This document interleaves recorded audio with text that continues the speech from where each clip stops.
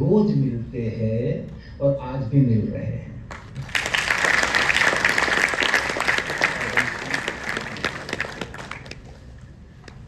कल जब मैं सर वो दिल्ली एयरपोर्ट पर था यहाँ देहरादून आने के लिए, तो मैं अपने गेट पर जा रहा था, 34 नंबर गेट पे एक कहा गया मेरा कनिष्क, हाँ ये कनिष्क की उम्र का एक बच्चा एकदम पीछे से दौड़ता दौड़ता चला आ रहा था। मैं आगे था तो मैं देख तो नहीं पाया, लेकिन जब उसने सर करके बोला मैं अपने पीछे घुमा, देखा एकदम बहुत तेजी से दौड़ता हुआ चला आ रहा है, वेरी एक्साइटेड। फिर उसने एकदम से अरे सर आप इच्छी वर्मा हो, ये वो उसने शुरू करा। तो मुझे दिख रहा है, मुझे जब तक वो चुप हो गया तब तक उसकी बात सुननी थी मुझको। उतनी देर में मुझे लगा कि इतना छोटा सा बच्चा अकेला कहाँ जा रहा है, वो कनिष्क से भी छोटा दिख रहा था। मैंने कहा वो अकेला था, ये कोई साथ में नहीं है क्या, लेकिन मैं पूछूं, वो रुके तब तो मैं पूछूं। बड़ी देर के बाद, बड़ी देर मतलब समझो 1 मिनट गुजर गया, तब फिर उनकी माता जी जो है तो चलती चलती आई, तेजी से चलती बोला उसने दूर से आपको देखा, बोला अरे ये तो हेयर स्टाइल अच्छी वर्मा जी का लग रहे हैं।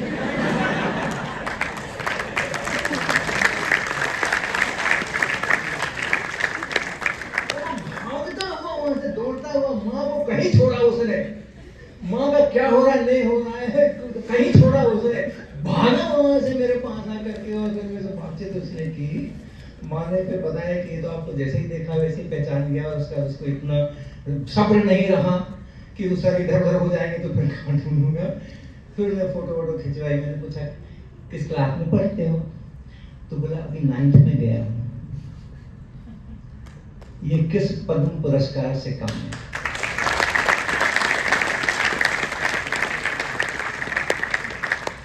आप अपनी संकल्प शक्ति पे विश्वास रखिए, आप में क्षमताओं की कमी नहीं है, किसी में भी क्षमताओं की कमी नहीं है। थ्रेशोल्ड से सब ऊपर, थ्रेशोल्ड से सब ऊपर। आप अपनी क्षमताओं पे विश्वास करें और अपनी संकल्प शक्ति पे विश्वास करें, और हमेशा हमेशा लर्निंग को रिक्रिएशन के रूप में लें। आपको बहुत बहुत अच्छा लगेगा, डिवाइन एक्सपीरियंस होगा। देवभूमि कहते हैं उत्तराखंड को, देवभूमि कहते हैं, और देवभूमि का मतलब है कि एक डिवाइन एक्सपीरियंस होना, एक देवीय शक्ति का अपने अंदर प्रवेश होता हुआ अनुभव करना। और जिसको देवीय शक्ति जिसके अंदर आए, ईश्वर के दर्शन जिसको होने शुरू हो जाए, उसको कोई संताप हो सकता है क्या? हो ही नहीं सकता है। तो जब आप कुछ अपने से अपना एजेंडा खुद सेट करोगे, अपने गोल खुद सेट करोगे, ग्राफिक एरा यूनिवर्सिटी ने जो आपको करने के लिए कहा है वो तो आप करोगे ही, लेकिन वो सबका सामूहिक एजेंडा है। अब वो सबका सामूहिक एजेंडा है, यूनिवर्सिटी सबको कहती है हर लोग ये करो, हर लोग बीटीपी प्रोजेक्ट लिखो, हर लोग फलाने इंटर्नशिप करो, वो सामूहिक एजेंडा है। आप कुछ अपना पर्सनल एजेंडा भी साथ में सेट कर सकते हो क्या? हमारा जो नेक्स्ट इम्तिहान होता है, जिसमें वो घर पे करने के लिए हम एक्सपेरिमेंट्स भेजते हैं, 100 नंबर का इम्तिहान होता है, और हम लिखते हैं उसके अंदर में, जब उसका राइटअप भेजते हैं एक्सपेरिमेंट करने के लिए, तो उसमें हम लिखते हैं कि आप जितना हमने बताया है करने के लिए, जो रिजल्ट्स मैंने लिखे हैं कि आप इनको प्राप्त करें और ये एनालिसिस करें और वो ग्राफ खींचे और वो करें, वो सब आपने कर दिए, बिल्कुल सही कर दिए, तो आपको 100 में से 70 नंबर मिलेंगे। तो फिर 70 नंबर का इम्तिहान क्यों नहीं घोषित करते हो, 100 नंबर का क्यों करते हो? तो फिर आगे उसमें जाता है कि जो हमने करने के लिए नहीं कहा था वो भी अगर आपने कर दिया तो 30 नंबर में से वो मिलेगा। ये ओपन टू स्टूडेंट्स है, हम कुछ नहीं कह रहे, हमें जो कहना था हमने कह दिया, 70 नंबर मिलेंगे उसमें।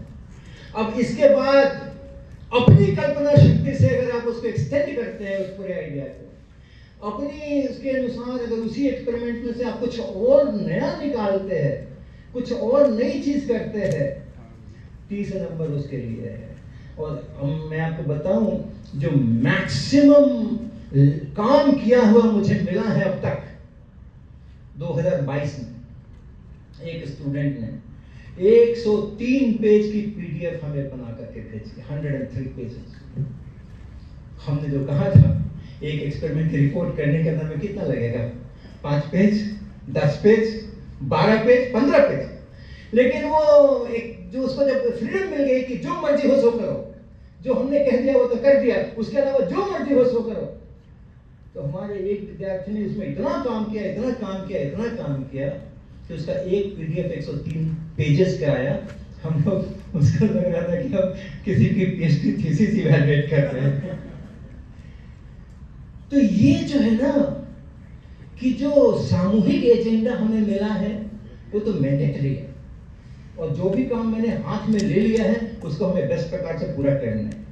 लेकिन फिर हमने अगर अपना एजेंडा खुद सेट किया है तो सबसे बढ़िया रिक्रिएशन है। माइंड एकदम खुल करके आपका साथ देगा और बहुत कुछ आप लर्न करोगे, और जो जो चीज लर्न करते जाओगे आपका माइंड उतना ज्यादा खुश होता जाएगा, और वो देवी अनुभूति जो है वो आपको ज्यादा आती जाएगी। तो बस यही सब बातें हैं, कहानियां तो मेरे पास बहुत सारी हैं। तो आप सभी का बहुत अभिनंदन जो आप यहाँ पर अपने भारतवर्ष को रिप्रेजेंट करने के लिए आप जा रहे हैं। तो सारे जितने हम भारतवासी हैं वो सब आपके ऊपर गर्व करते हैं कि आप भारत को रिप्रेजेंट करने के लिए जा रहे हैं। परिणाम जो कुछ भी होगा, जो कुछ भी परिणाम होगा, अच्छा तो होगा ही होगा, कोई दिक्कत की बात है ही नहीं, लेकिन परिणाम जो कुछ भी होगा याद रखना, परिणाम से ज्यादा प्रक्रिया का महत्व है। जिस प्रक्रिया से आप गुजरेंगे उस APHO की फाइनल परीक्षा में, जिस प्रक्रिया से आप गुजरेंगे, वहां जिन लोगों के साथ आप इंटरेक्ट करेंगे और वहां जो कुछ भी होगा बहुत नया होगा आपके लिए, पहली बार अगर आप जा रहे हैं, उस प्रक्रिया के दौरान आप बहुत कुछ सीखेंगे। एटलीस्ट सीखने का अवसर होगा। अगर आप नहीं सीखेंगे तो आप अपॉर्चुनिटी लूज करेंगे। सीखने का अवसर होगा, और कितना आप सीखते हैं वही लंबे समय में आपकी पूंजी होती है, लंबे समय में वही आपकी पूंजी होती है। तो इन सब चीजों का ध्यान में रखते हुए दो ही बातें आपसे कहेंगे। हमेशा स्ट्रेस फ्री रहना, कभी स्ट्रेस नहीं लेना, खूब मस्ती करना। कभी कभी थोड़ा इनडिसिप्लिन भी हो जाए तो सर लोग जो है उसको माफ करेंगे। खूब मस्ती करना और खूब पढ़ाई करना, खूब प्रोजेक्ट्स बनाना, खूब खेल करना, खूब डांस करना, खूब चीजों में भाग लेना, अपने पर्सनल एजेंडा खुद से अलग से बनाने की कोशिश करना, अपने फैकल्टी मेंबर्स को सरप्राइज करना। जो नहीं कहा था वो मैंने किया, सरप्राइज करना।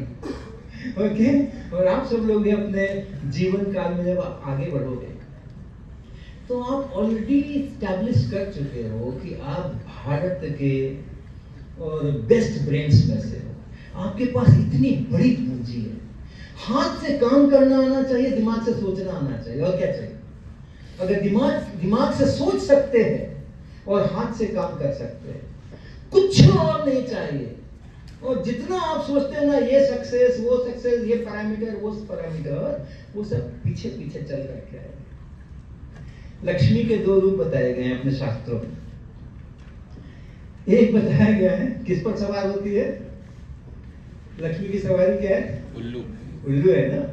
तो जिस पर लक्ष्मी सवार हो जाती है वो क्या होता है? वो उल्लू होता है। लक्ष्मी सवार कभी अपने पर होने मत देना। मैं घूम रहा हूं आपके सर कैंपस में, उस कैंपस में, इस कैंपस में, आपके बड़े बड़े होर्डिंग्स लगे हुए हैं, 39 lakhs, 54 lakhs,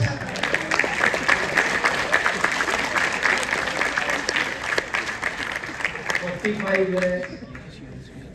लक्ष्मी को अपनी सोच के ऊपर कभी भी सवार मत होने देना। लक्ष्मी को अगर अपनी सोच पर सवार करोगे तो आप उल्लू बन जाओगे। लेकिन लक्ष्मी का एक दूसरा रूप भी है, जो विष्णु भगवान शैया पर लेटे होते हैं और लक्ष्मी उनके चरण दबाती है। लक्ष्मी की को अपने ऊपर सवार नहीं होने दोगे, विवेक से काम लोगे, तो लक्ष्मी तो आपके चरण दबाएगी। कहां जाएगी? वो तो चल के आपके पास आएगी, और चल के केवल आपके पास नहीं आएगी, आपकी सेवा करेगी, आपके चरण दबाएगी। आप अपने ऊपर यकीन करना, आपको जो भी पैरामीटर सक्सेस के है ना, सब मिलेंगे। स्ट्रेस फ्री रहना, हाथों से काम करना सीखना, दिमाग से सोचना सीखना, अपने एजेंडा खुद सेट करना, ये मेरा एजेंडा है। जब ओनरशिप होती है ना, ये मेरा एजेंडा है, तो फिर देखो उसके पीछे कितनी ताकत आती है उसको पूरा करने के लिए है। तो इस तरह से करके आप अपने जीवन के जो निर्णय लेने हैं उस प्रकार से आप भी लेंगे, आप सब लोग भी लेंगे। बहुत बहुत शुभकामनाएं सबको। मुझे इतना समय दिया वाइस चांसलर साहब का बहुत बहुत धन्यवाद। Thank you very much.